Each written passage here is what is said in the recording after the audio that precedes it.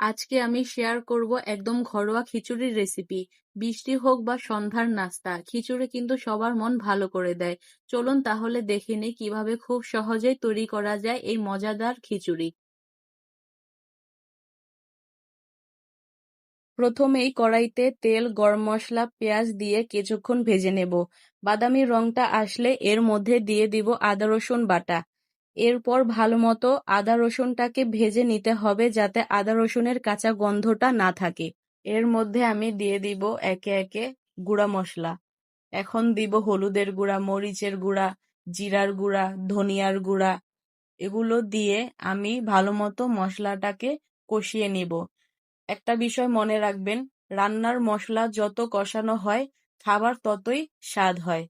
আপনারা এই কাজটা করবেন, দেখবেন আপনাদের তরকারির স্বাদ অন্যরকম হবে।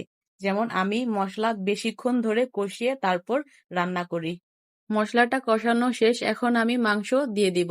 মাংস দিয়ে ভালো মতো নাড়াচাড়া করে আমি কিছুক্ষণ মাংসটা কষিয়ে নেব। মাংসটার মধ্যে পানি দিয়ে কিছুক্ষণ মাংসটা সেদ্ধ করব যাতে নরম হয়ে যায়। এখন আমি কষানো মাংসর মধ্যে 2 চামচ টক দই দিয়ে দেব। মাংসটা সেদ্ধ হয়ে গেছে, এখন আমি সিদ্ধ করা মুগ ডাল দিয়ে দিচ্ছি। এরপর আমি চালগুলা দিয়ে দিব। চালগুলা দেওয়ার পরে ভালো মতো নাড়াচাড়া করে তারপর 7-8টা কাঁচামরিচ দিয়ে দেব।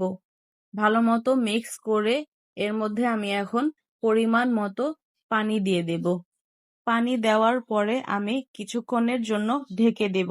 এখন আমি এর মধ্যে 2 চামচ ঘি দিয়ে দেব। ঘিটা দিলে ফ্লেভারটা খুব ভালো আসে, খেতেও খুব ভালো লাগে।